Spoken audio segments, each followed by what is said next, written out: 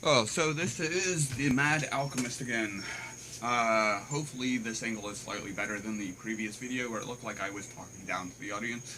And in this one, maybe I'm a little bit more eye to eye. And it's going to be a little bit longer. So bear with me. The other day, maybe a week ago, someone asked me, why do I want to believe that there's life elsewhere in the universe? And this question really struck me as odd. Because wanting and believing in this scenario really doesn't make any sense to me. Like me wanting to believe that carbon, as we understand it quite well on a chemical basis, chemically, is a really good candidate for life, organic life, because it has 4 valence bonds, one for a hydrogen, a hydroxyl group, a carboxyl group, and a protein thingy. Uh, and, well, if we look at the Earth and what we do know about life, and I like how Dr. Neil deGrasse Tyson says, if we were made out of some weird form of bismuth, then saying we're rare in the universe would make a lot of sense. But we're made out of hydrogen, oxygen, carbon, nitrogen, iron, and some other stuff. What is the most common stuff everywhere? Hydrogen, helium, which is chemically inert, oxygen, carbon, iron, nitrogen, and then some other stuff. Give it to those red gas giants, blowing up, making lots of iron to whatever. So we're literally made out of the most common stuff everywhere. As far as we can tell, anytime you have liquid water and an energy source, you get life. And we can do this. We can do this in labs. You take hydrogen, oxygen, carbon, iron, nitrogen, and some other stuff, dissolve it in water, add an energy source like radiation, and you get life, or at least amino acids. We can do that in labs. Initially, we were kind of confused on this one. Because in labs, when we made these amino acids, you had 50-50 L amino acids and D amino acids, which is short for lever rotary, dextrorotary, it's some whatever, left-handed and right-handed. It has to do with how these things stick together. So, as I mentioned, you have a hydrogen, carbon, hydroxyl group, carboxyl group, and this protein thing. And you want it to flip-flop because you got this massive thing sitting off to the side, so you want the next one in order to be on the other side. You just can't line them all up in a row because it doesn't work.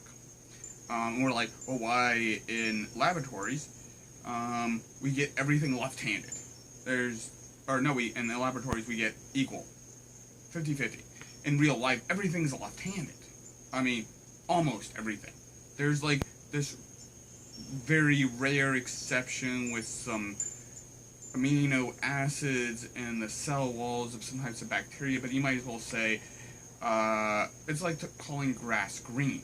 If all grass on Earth was green, except for a rare form of grass growing on the side of Mountain Pishu, why would you say green grass? You would almost by default say just grass, because all grass is green. So all life is left-handed, and this confused us for a while. Except electrons are left-handed. That means as electrons move through water, they produce left-handed radiation. I mean, this is a little bit of an oversimplification, but it's true. So the radiation produced by electrons moving through water is beneficial to left-handed life. So we get left-handed life because that's the way the laws of the universe work. This is everything it's observable. We can test this. Lots of people can test this. Lots of people have tested this over and over and over and over again. And we always come up with consistent answers. And this is science. You test something, and then other people test it. And then a bunch of people criticize you a lot. A lot. The only people meaner than scientists are second graders. Just trust me on that one. No, go test it out. Absolutely, test all of this out.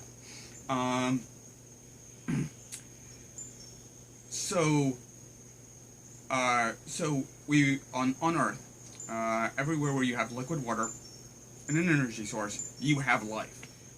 Everywhere. I mean, there's no exception.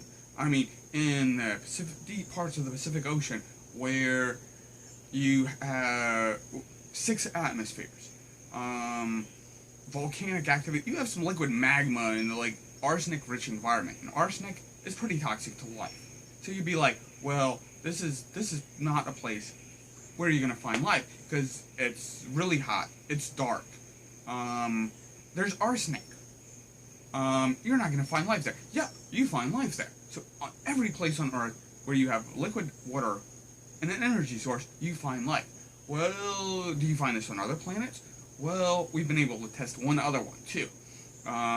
It's the moon I can't pronounce that orbits Saturn. It's a water world. Originally, we thought it would be frozen solid because, well, it's really far away from the sun, like 20 some odd light minutes. Don't quote me on that one. Look it up for yourself.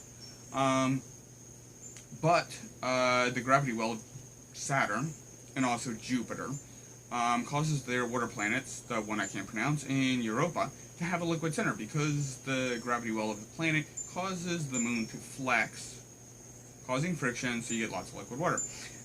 So this Saturn moon had a moonquake. It's covered in ice and went, and some water started shooting off into space. We, fortunately, which is awesome to me, we have a space observatory orbiting Saturn, and now Jupiter. It's called Juno. The Saturn one is Cassini. So we took Cassini, we flew it through that water stuff, and we tested it. We're like, oh, is there some amino acids here? Yes, there is. So out of the 2 planets we've been able to test, where there's liquid water and an energy source, you get amino acids. So life is actually probable in the universe, because as far as we can tell, everything we understand quite well, like organic chemistry. I'm not talking about like gravity, not gravity and like I can throw things. We understand that pretty well. But like gravity is in like black holes, which we don't understand very well. And we don't understand why gravity is so weak, but that should be another video. Also, why have we not found other intelligent life in the universe? And part of that is the universe is really big. The galaxy is really big. The universe is even bigger.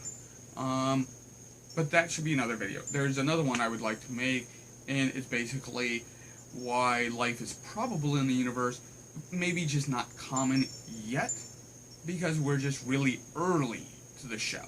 So, basically my point here is, and I don't even want to say that, my point is, blah blah blah. My idea here is, I don't want life to be common in the universe. Or, I don't want my belief, because belief in one doesn't have anything to do here. I mean, I would like there to be other life in the universe. I mean, because it would be kind of boring and stupid to me that there's a whole universe, which is really, really big, and it's just us. That'd be disappointing. But, okay, that's probably way too long, so I'm going to go ahead and stop here, and like, share it, whatever, say really hateful things about it intelligently, like, as Isaac Asimov suggests, a good sporting go at it, not hateful vitriol. But if you have some, like, sporting criticism of my ideas in this video, please tell me.